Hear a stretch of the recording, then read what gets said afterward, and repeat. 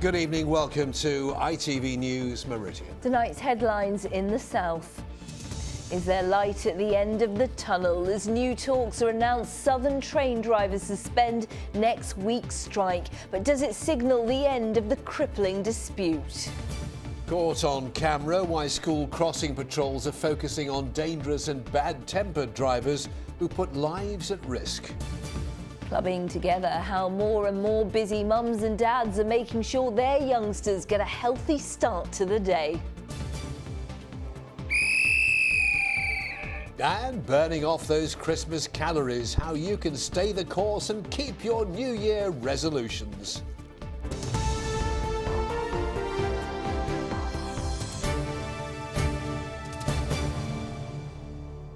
Good evening to you. It's not so much a breakthrough, but it could be on the right track. The train drivers' union ASLEF is to suspend industrial action on Southern Railway ahead of fresh talks tomorrow. The drivers were planning to walk out for 3 days next week in the seemingly endless row over who should close the train doors. The move has been welcomed by the Department for Transport, but what do long-suffering commuters have to say about it? They sort it out and, get things back to normal so people can get about their daily business. Just need to stop all this because it's causing people to lose their jobs. They need to sort it out. It's terrible. It's been going on. It affects so many people. I've never known trains be like this in my lifetime. Missing a train and stuff and being late, I am angry at the people for striking, but I kind of understand where they're coming from at the same time. Well, ultimate hope is if they took the contract away from Southern Rail, managed it publicly, it would be the ideal solution. Take it back away from private hands.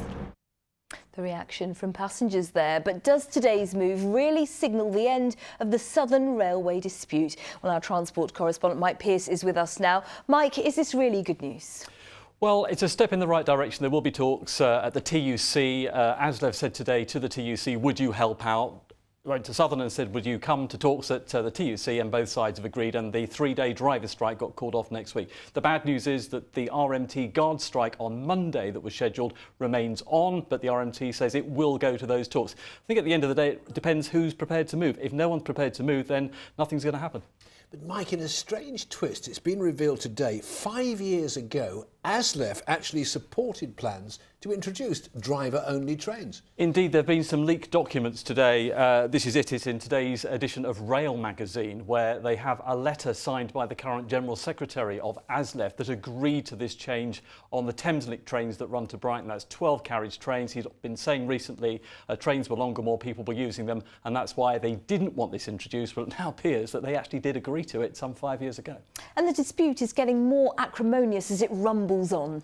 Yes, indeed. A driver says he was verbally abused. A passenger got into the cab of a train. He says that shouldn't happen, a safety breach. ASLEF's union is backing him. Southern says it is investigating. It just shows what's happening in this dispute and how angry passengers are getting. And you're talking about passengers, long-suffering passengers have been making their feelings known today, haven't they? Yeah, in the latest protest today, flowers were laid at stations. Passengers said it was because of the death of their patients. They're so fed up with this. So I think once again we've seen passengers taking action. Well, Mike, you have been following this dispute since it begun for months now. Is there light at the end of the tunnel? I have to say, I think probably not. I just can't see either side budging. There will be more talks. That's a good sign. As I said, the strike on Monday at the RMT does remain on. We'll have to wait and see what happens. But, so far it's come to nothing. I can't really say it's going to end in a hurry. Mike, as always, thank you very much indeed.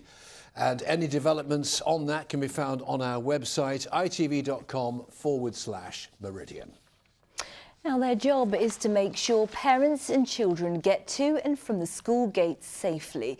But often they're verbally abused and even driven at by angry motorists. Well, now school crossing patrol staff are to be given body cameras to capture threatening behaviour and dangerous driving. The idea is being tried out at a primary school in Sussex, as Malcolm Shaw reports. Going home time at Harlan's Primary School in Haywards Heath. Beverly Morley has been the crossing patrol person for the last 3 years, but increasingly she's been targeted, both verbally and physically, by passing motorists who won't slow down or stop. People drive through me, they drive past me, they skim the side of my coat, they will stop just behind me, give me no room and give the children no room as well. Verbally abusive, I've had several people drive at me on the wrong side of the road. They just don't want to stop. They're too busy, they don't want to stop. Now Beverly is armed with a new weapon to tackle dangerous driving and abuse. She's wearing a body cam, which records audio and video. Harlands is the second school in Sussex to get a camera after a successful pilot project at another primary. The patrol there has actually reduced speeding by just pointing to the camera. Simply by doing something as simple as that, it brings people, oh gosh, what's going on? Cars have slowed down. He's had far less abuse from that site from what he did have. And all in all, everybody is safer. The children feel safer. The whole community feels safer. Warning signs have been put up on roads around the school to alert approaching motorists that their actions will be caught on camera, an important deterrent. It's against the law to drive past a school patrol officer when they're standing in the road. If you do, you face a fine and 3 points on your licence, the same as if you'd driven through a red light. The school itself has paid for the body cam, which costs £200. Parents think it's money well spent. We do have quite a few problems, and she puts her life at risk sometimes standing in the middle of the road, so I think it's a great idea for the safety of the children. People use this as a rat run. It's not fair on the children or Mrs. Morley herself, so yeah, it's good. This lady is our hero and she should be seriously protected, obviously, yes.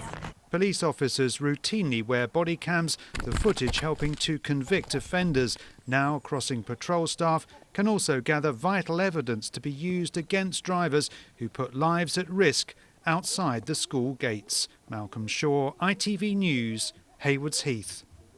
In other news, police investigating a crash which killed a lorry driver in Sussex are appealing for witnesses. The vehicle crashed through a central reservation on the A27 yesterday. The road had to be closed in both directions between the Fishbourne roundabout in Chichester and the Emsworth junction in Emsworth. The Red Funnel Ferry Company looks likely to be granted conditional permission for its controversial plan to develop their terminal at East Cowes on the Isle of Wight. Planning officials are recommending approval. The scheme has been at the centre of angry protests. It was as big as a cat, the largest rat pest control officer Terry Walker has seen in 20 years, and it's led to fears of a winter invasion by poison-resistant super rats. The rat was trapped in upmarket sandbanks in Dorset, but other super specimens have been seen in built-up areas around Poole High Street. This from Richard Slee. This is Max, an 18-month-old Manchester Terrier cross pincher and an expert rat catcher. His latest prey was this huge 19-inch rat caught in Poole. Max, where's the rats? His owner, Terry Walker, shows me how he gives Max the instruction to hunt down the rodents. That's all he needs. That's all he needs. So, and the thing that made this one different was that when he came back, I couldn't see much of my dog really. 19 inches is a very, very big rat, but it was the sheer weight of it. It was absolutely huge. And it just, while Max had hold of it, it just absolutely dwarfed him. Terry says he sees more rats at this time of year because they're scavenging for food. Some of the properties that I visit, they've got maybe half a dozen to a dozen bird feeders out, and quite often you can see the rats sat on top of the bird table. We've all got to be careful about leaving waste food out. Restaurants, households, overfeeding birds, overfeeding your chickens if you keep them in your back garden. But if you do have rats, it's probably better to call out a professional pest controller rather than trying to tackle them yourselves, because certainly in the South Coast area, the poisons that the general public have got access to won't work. Rat-catching dogs were a common sight many years ago. Now Max is a rarity. But in his short career so far, he's killed hundreds of rats. Do you think he enjoys it? Oh, I know he enjoys it. Yeah, he absolutely loves it. And with poison being less effective these days, Max is becoming a very busy boy. Richard Slee, ITV News, Poole. A woman from Brighton has been caught up in a Twitter blunder by Donald Trump. The president-elect mistakenly sent a tweet praising his daughter Ivanka to a researcher with the same name at Brighton Hove City Council. I've had the @Ivanka handle for quite a long time, but it's my name. All the way through the election I've been tweeted, and I did during the election have a Twitter bot encouraging people to vote for Hillary. It's also quite amusing because I'm getting all this attention, and yet my politics couldn't be further from Donald Trump's. Wow. You're watching ITV News here in the Meridian region. Thanks for choosing us. Coming up, a chilly forecast from Simon. And will it be a chilly European reception for Theresa May following her uncompromising stand on Brexit in Parliament today? For more on all of our stories, head to itv.com/Meridian. You can give us a call 0808 1010 095 or get in touch via Facebook or send us a tweet at ITV Meridian.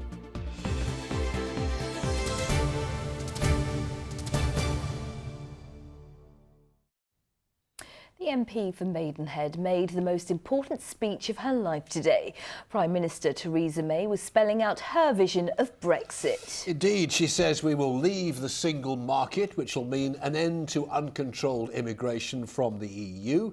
She says she wants free trade with the EU and new trade deals across the world.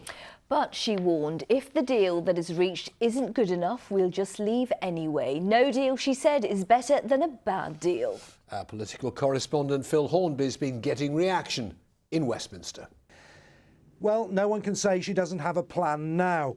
The detail was remarkable, so was the tone, very conciliatory, saying we must get the best deal not just for the UK, but for the EU as well. But, and this was the key point, what I am proposing cannot mean membership of the single market.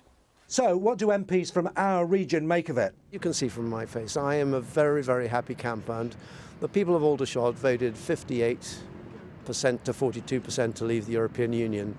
I am privileged to represent them, and we are giving expression to their will. Theresa May's vision seems to be of Britain as some kind of corporate tax haven floating off the edge of Europe, and I think that's an incredibly dangerous vision, and certainly I think for my constituents in Brighton, for local businesses, it spells really bad news. Access to the European markets will not be affected by our departure because of the millions of European workers who will not allow their politicians or their bureaucrats to threaten their livelihoods simply to punish the United Kingdom. I found the speech profoundly shocking because it described a jolt away from the European Union, a kind of immediate severing of all of the economic links we have with the continent, but completely vague about what comes next. Are we telling the public, are we telling the business people and the workers of Brighton and Hove that all of their business relationships they have and the trading relationships that they have and are long established with the continent of Europe are now going to be severed? It's a magnificent plan, but before he is able to negotiate it, can I urge on him enormous patience, because our partners will first want to discuss the money. A reminder there that we've heard her plan, but we haven't yet heard theirs. The ball is in their court now, with the threat hanging over them from the Prime Minister today that if we get a deal that she's not happy with, the UK will just walk away in 2 years' time. Phil Hornby reporting there. In other news, the coroner has ruled that a soldier from Sussex who died in a friendly fire shooting during combat on an Afghan battlefield was not unlawfully killed. 22-year-old Lance Corporal James Brynin was part of a troop carrying out intelligence work when he was killed in October 2013. The inquest in Arundel heard that after coming under enemy attack, fellow soldier Lance Corporal Mark Kelly fired in the wrong direction, hitting Lance Corporal Brynin. A woman from Reading has been jailed for 10 years for stabbing a man in the town centre. Nardine Mareri, who's 23, approached a 31-year-old man in the early hours last June. There was an altercation between the man and woman in St Mary's Butts, where the man was stabbed. Surrey police arrested 100 drink drivers during their Christmas crackdown in December. Among those stopped was a 17-year-old who was 3 times over the limit.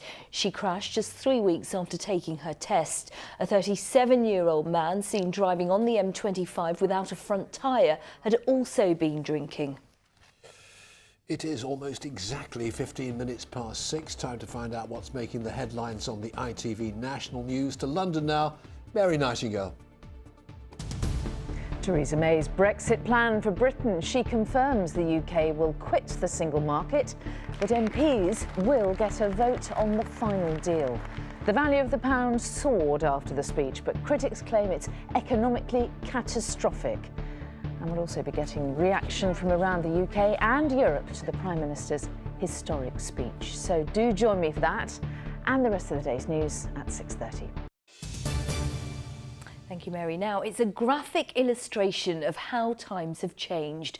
1 in 5 working parents admit they never sit down and have breakfast with their children. Well, that's the finding in a survey of more than 2,000 people into the effects of our increasingly pressurised lifestyles. Well, many schools right across the Meridian region are finding increased demand for their breakfast clubs, where mums and dads can drop off their children before school and still be confident they're getting a healthy start to the day. With more now, here's Wesley Smith. Hey! 7 a.m. in the Pooley household, where mum Teresa helps daughters Charlotte, Natalie and Esme prepare for another busy day ahead. Now, when you go to school, make sure you drink water. It's so different from what it was, say, when my mum was growing up with my grandmother. It was a very different time, a very different world. In an ideal world, it would be lovely to sit down and have a nice cooked breakfast with the family. That's not today's way. We all need to go to work. For many families like the Pooleys, there just isn't time for a proper breakfast at home. So that's where places like this make all the difference. This breakfast club is a lifeline. For just £1, children are offered a nutritious breakfast, games, colouring and an early morning shakeout to set them up for the day. You have lots of fun here, and you've got lots of activities and choices. I had some toast with some apple juice and jam. And what's it? Would you go and have some cereal and stuff as well then? I'm full up. In the morning, everyone's rushing to get to work, and if they can drop me off early, then it's good for them, and they're not stressing. The club has expanded since it started out back in 2000 and brings peace of mind to parents under pressure to get to work on time. I've just started a new job, so it's really convenient to drop him off here before I go to work, and he really enjoys it. His friends come here, they provide breakfast, so I don't need to stress about that in the morning. It helps me so much that school does breakfast club, that I get to work on time, which is important as well. So, because not a lot of companies will say, oh, come in at 9 so you can drop your child off, or come in at 9:30. So for the working parent, it's brilliant. Well, it clearly is a brilliant way to start the day here at the Breakfast Club. It's also crucial for so many families. More than a quarter of those surveyed said that if it weren't for clubs like this, at least one parent would have to give up work. In fact, 60% of people responding to the Parents' Lifeline survey said breakfast clubs are very important for family survival and routine. 20% say they save more than £50 a week using the clubs instead of having to pay for private childcare. 20% also admitted they're never able to sit down with their children for breakfast. Since we've done the healthy breakfast and things like that, we've had a good response in terms of what they're doing in the classroom as well. We find they respond a lot better during the classroom and get a lot better results, especially Year 6. The survey consulted managers and workers, and it's clear if families are to continue making ends meet, breakfast clubs are here to stay, with a crucial role to play in our ever more pressurised lives. Wesley Smith, ITV News. It's got you talking. You've been sending us your views. Thank you very much. Danielle Anderson says she wouldn't be able to pick her son up from school if she didn't get to work early enough to work her hours. It's only 50p a day.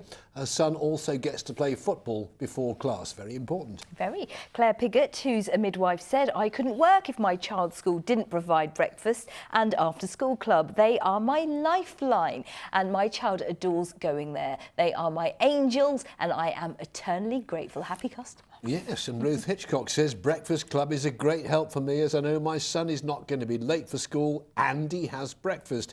He likes going. When I wasn't at work, he got in free. So it's a great help.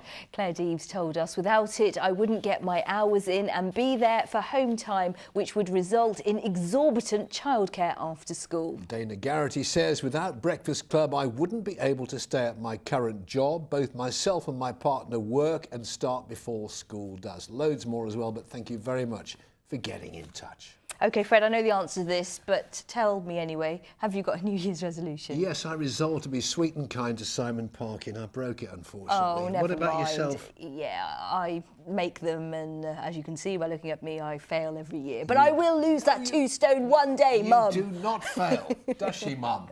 Well, a study has shown that by this weekend, a third of all New Year's resolutions will already have fallen by the wayside. Yes, we sent our reporter Robert Murphy to one of our region's oldest gym classes to learn the secrets from people who regularly attend sessions all year round, not just in the first few weeks of January. For the last 27 New Years, people with resolutions have been coming to this circuit session. Len Williams' class boasts keen trainers and longevity. Yes, listen to the effort of trainers squat thrusting, press-upping and burping away those Christmas pounds. Today he had a new participant, me. How long have you had this class for, and why has it lasted so long? The class has been running 27 years. People like the continuity, so they're here each week. They make friends. There's a basic format, no nonsense. It does hurt. A little bit lower, please. Thank you. I can't do gyms. They're just too boring for me. I need to train with other people. And a lot of people here I've trained with for, 20 years. And not only that, Len is very motivational. There's no thrills, there's no music, there's no fashion pressure to have to compete. It's just an old school workout and a bloody good workout. And I think really good for physical and mental and emotional well-being. Well, I used to work in an office job and I wasn't very fit, so I came here. And then I got into the fitness industry myself. So I'm now a personal trainer and I run boot camps in Bristol. All changed through this? Absolutely, yeah. The instructor Len has been a great mentor. It's good because it's group activity, so other people motivate you, and having an instructor like Len pushes you further. What would you say to people who are here with New Year's resolutions? How do they stick at it? They stick at it by coming to the class, regularly attending the class, make friends, try some of the other classes that are here. There's something here that's suitable for everybody, really. Time to cool down and to work out how many mince pies you've burnt off, and to consider if 2017 is really going to be the year that you stick at it in the gym. Well done anyway. Robert Murphy, ITV News. Yeah, well done. Them. No, I do admire them, but I think we should stay the way we are. Yeah, but we think it's dangerous, don't we, exercise privately? Here's Simon. Yeah, if like Fred... No, because we would injure ourselves. Yeah, we're I get it. So we should explain. No good can come of exercise. That's what Fred and Sangers say. So, but if like Fred... Your body's a temple. Leave it. But if like Fred, you've already broken your New Year's resolution, don't worry, you got to spring. Here's the proof. Have a look. Spring? Look, a spring butterfly. Sue Mayhew. Hubby John was cleaning out the guttery and she was footing the ladder. Spotted that. No. But, she waited till he was down safely before she took the photo, you'll be pleased to know. Dawn Gray in Sussex has found our first wasp of the year. Hibernating in the woodshed, brought out with the logs for the Rayburn and happy to pose for photos too. Becca has been in touch because Becca in Headington has found our first snowdrops of the year. And Helen Rawls in Blandford was greeted by this lovely iris flowering this morning when she got up. And Ginny Boxall in Alton has supplied us with our first blossom of the year and a lovely bit of blue sky too, and some early catkins, an early catkin too. And just for a change, from Robert Ollie in Reading, that's something that should be doing what it's doing right at this time of year, winter sweet. But I'm sure you knew. Spring-like weather? No. No. Here's your forecast from the man I adore, Simon Perky Parkin.